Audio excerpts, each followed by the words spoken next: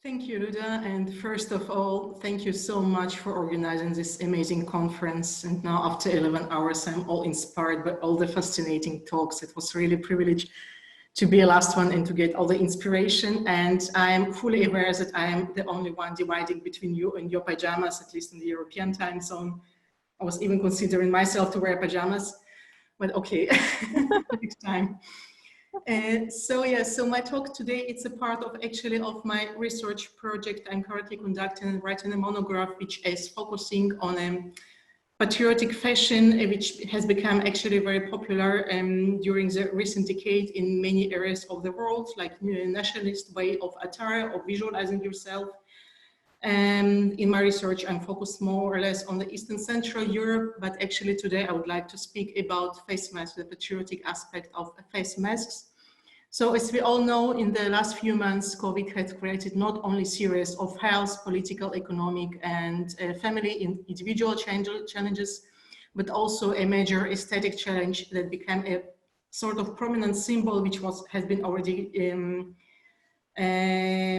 quite discussed here, the face mask. And this piece of cloth actually really elicited global emotions, depending on the beliefs of the wearer, from actually a symbol of a protection to symbol of state oppression, from an attempt to economic survival by selling the masks, till attempts to also to scammers who were selling, if you remember, in the first weeks, them overpriced, and also sort of a protective equipment. And it's very interesting that it's also become a symbolic, really symbolic symbol of protection against the suffer and the death when actually the wearer sort of conducts a ritual, even almost religious ritual, putting it on somehow in a public place and protecting yourself from a danger. But also the face mask became one more symbol actually of a visual self-manifesting of your beliefs, because if we can see, and now hope I can share my screen and my PowerPoints. Yes, just tell me if you can see it. Yes, we can. Yes, I'm just making it bigger. Yeah. So actually covering the face, it's started to substitute like the most of the mimics and serve a major tool to manifest also self-belonging. So very often masks are also supposed, as we already heard here, express the vision of the self, of the wearer, the ideas about what they would like to show, like the interest. Sometimes it's very humoristic again to somehow to bring some relax to the anxiety. And also very often they're expressing, manifesting the political views of the wearers. And here it's very interesting because in the lockdown world, when many people are staying indoors, marks or substitute again the visual aspects of the identity. If I'm here speaking about patriotic clothes, which became popular again in many parts of the world. So since mostly our life moved to be offline and in video talks, you mostly can see only the faces. So the mask became extremely important in showing, if not your patriotic clothes, at least your patriotic messages really on your face. So to say, read my lips. And here I would like to bring you some examples. Actually, I decided to take several directions. First of all, is to show you how the global nowadays folklore or neo-folk trend is actually translated or channeled into face masks. And then I would like to show you how actually face masks also can be politicized, and folklore trend can be translated into political meaning of supporting some ideology, nationalist ideology. And the third part I'll actually dedicate to resistance or to the political way of protests. So I'll bring three test cases of Russia, Ukraine, and Poland. When I'm focusing on the Eastern Central Europe, of course, there are much more cases. So first of all, I'm bringing here an example of how actually face mask can go into folkloristic direction. I've been monitoring several web stores, and here you see examples, for instance, of web stores which were selling folklore clothes, how they actually switched themselves. Here example of from Vietnam and Mexico to this folklore face mask, somehow keeping the production stay alive, and actually they reached quite an audience. So this is the first direction. And the second direction, and here I'm moving to actually to Ukraine, it's that the Ukraine embroidered shirt, the vyshyvanka, actually became one of the symbols of, in the recent years, of Ukrainian identity by wearing them and to show you through patriotism and your national and country belonging. And in the recent years, it's also the day of vyshyvanka is celebrated when all the Ukrainians all around the world put these embroidered shirts or clothes and demonstrating again this the national pride. Again, this whole trend became much stronger actually after the Russian-Ukrainian crisis several years ago, when again it started to emphasize also your political ideology. And when I started to monitor quite soon after the beginning of the COVID crisis, I've discovered that many patriots started to sell and to wear, to make selfies in this vyshyvanka, for instance, face masks depicting the coat of arms of Ukraine, the trizub, and also various patterns, so to say, putting them on the face. So this is a Ukrainian example. I'm moving to Russian example because there are several interesting directions of the way you wear patriotic masks. So first of all, there are many stores which are focusing on patriotic clothes more into fight, hooligan, and patriotic direction, with many slogans which are actually somehow directed to Middle Ages, neo-pagan, various religious slogans directions. But there, surprisingly, I didn't find any patriotic mask which actually could continue. Somehow they're selling very usual mask. But the second direction has become actually very interesting. I don't know how many of you know that actually Putin, like the Russian president, became sort of a brand, and he's quite visualized in many web stores selling patriotic clothes in Russia. His face is visible on T-shirts, many projects. He's also highly sexualized, as we can see. He appears on dresses and T-shirts. And recently I've discovered actually also a big direction of several of the web stores which are also selling the face masks with a picture of a president who is sort of also supporting you and protecting you. Very often he is depicted either in front of the Russian flag or in front of various military units. So this is a direction, and one more direction I would like to show you. It's a very interesting one. It's the day of the victory direction. So as you probably know, Russia in the 9th of May celebrated the 75th day of victory of the Great Patriotic War. And this day has become a sort of really symbol of Russian victory for many patriots. When it's very interesting that in Russian it's called Победоносие, something like this, and it was translated like the day of the victory. In Ironic, it started to be called Победобесие, the victory of the demons, or the craziness about the victory, about all the kitsch around it. So already for several years, I'm monitoring this new trend in Russia to put many photos of children in not only military clothes, but also in the retro military clothes from the sort of Second World War. And it's very interesting that in this year, there've been actually much more of them in even organization of some military parades where children are represented like riding the military vehicles. But it's very interesting that also this combination between the COVID-19 and the Day of Victory created a huge series actually of patriotic face masks dedicated to the Day of the Victory. As you can see here on the pictures, when actually multiple masks are depicting various military orders, slogans like "It's our victory," "The day of victory," "A happy victory day," and also a very famous slogan, "Thank you, Granddad, for your Grandpa for your victory." So this actually has become quite popular. And many of the masks, as I could notice, also were sold out. So this is the Russian direction, and now we are moving to Poland, where actually I can see that so far Poland is the one really leading in direction. So there are several shops which are quite famous in Poland, like Red is Bad, Extreme Hobby, or Slavic Divisions. These are combining clothes for, again, for hooligans, streetwear, and also patriotic clothes. Usually they are a quite extreme right direction, very pro-church, anti-communist, also anti-European or Eurosceptical, with also lots of depictions of Polish victories against the enemies.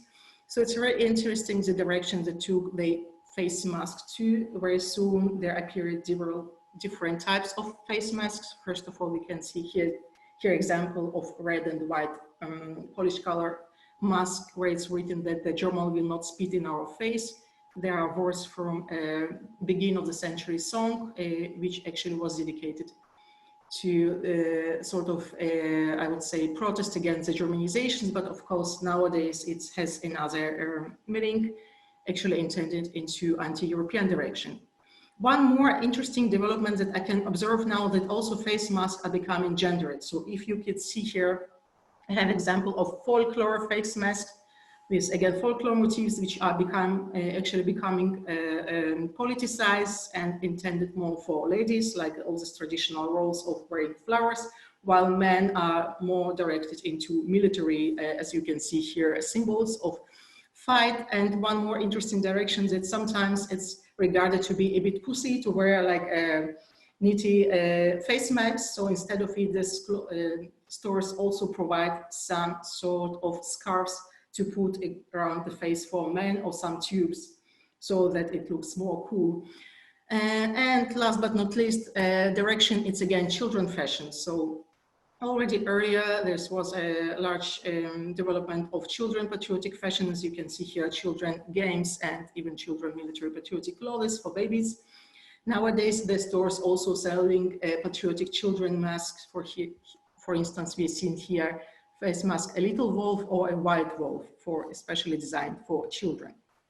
So this is I would say, the supportive nationalist patriotic direction. And last but not least, I would like to mention the last one, the protest direction. When here I brought you just an example, for instance, of Palestinian face masks, which are symbolizing, if you can see here, first of all, the Palestinian flag, which symbolizes, again, the fight of Palestinian people against Israeli occupation, and also the kafia, the scarf, which became one of the very prominent symbol of Palestinian fight, again, against the occupation. So nowadays it's moved into face masks, both for male and female. And the last example is, again, we are back where actually we see very interesting development of black color as a symbol of fight. Here we have actually 3 points. The black color became a symbol of fight in Poland, especially female fight already in the 19th century, as a mourning fashion, again, the occupation, then the Russian occupation. Then in 2016, maybe you have heard about the events of Black Monday, when as a protest of abortion ban, at least this law which was supposed to be promoted in Poland, hundreds of thousands of Polish women went to streets wearing black clothing. It was a new attempt somehow to ban the abortion opportunities, and also the sexual education in the school, using the fact of lockdown, so that the people couldn't go on the streets and make demonstrations. So there was a call to find an alternative way to demonstrate. First of all, putting banners on the balconies, and also wearing this black masks with lighters. So there are directions. Again, it's very much work in progress, but it's very interesting to monitor how actually all these circles which were promoting patriotic fashion now started to promote it also on the face masks. And just to finish it, the pandemic is not over, and we are still not in the post-pandemic world, but it's already very interesting to ask whether this patriotic mask will remain a part of the patriotic wardrobe after the pandemic's subsidies. Okay, thank you very much. Anna, thank you so much for this interesting presentation. And we have quite a lot of comments from different, perspectives from different countries. And Agata says that this patriotic wear is a very visible trend in Poland, interlinked with football fans too. Yes, I think quite the case with Russia.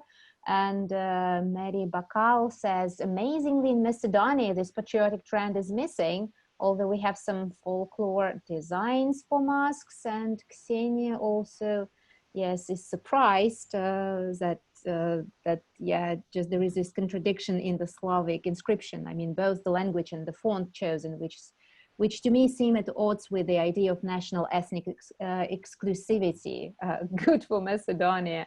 Well, let's see. Oh yeah, we have a question from Kristina Gligarovska. Very interesting presentation. I have a question regarding your personal take on the mask, your view on the borderline between private and public. How about the national representation through masks? Do you believe it can be further enhanced through masks? Well, it's a good question. Actually, all the questions are indeed very interesting, and I think we're still in the process. So, like, it's sort of predicting the future, what's going on. But it's very actually this. It's coming on this private and borderline and the public. It's very not clear now because indeed, like.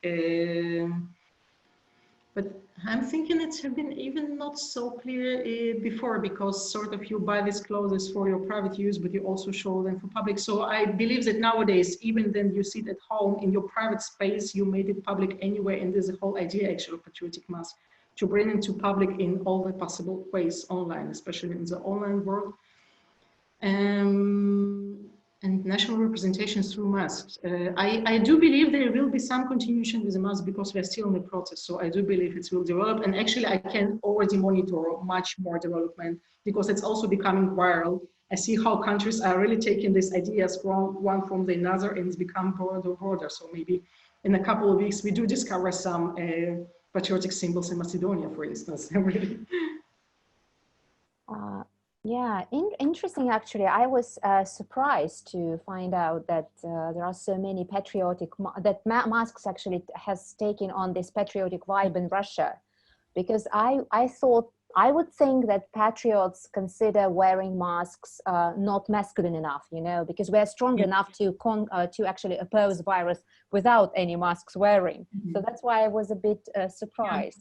You know, there are two very interesting things, if I can just very shortly tell. So first of all, because I was reading on this mask and masculinity, so indeed, that's all the time now, we are pussies to wear a mask, though therefore they're selling very often not masks, but scarves or really tubes, because it's more masculine, you wear something stronger, not the face girly mask.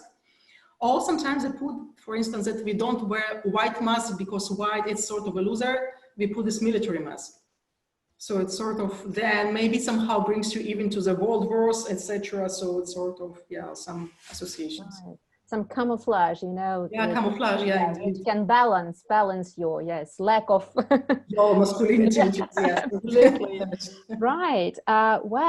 Yes, Teresa Winge, who rejoined us again, fantastic presentation. The comparative research is so thoughtful, considering the symbols of folklore and nationalism. Reminds me of content early discussions of nation building. Yes. Yeah, has great potential. And yes, we also have this comment from Sophie Wood. Is similar to Trump and his refusal to wear a mask? Yes. It's masculinity. Yeah, it's very interesting. Yeah, I think this gender issue is interesting. Right. Let's see if any other questions are here. But it seems like, yes, there are MAGA masks. This is from Teresa again. Thank you so much, Anna. And yeah, thank you for actually managing through the whole conference and be the last but not the least to present. And thank you. The pleasure is all mine.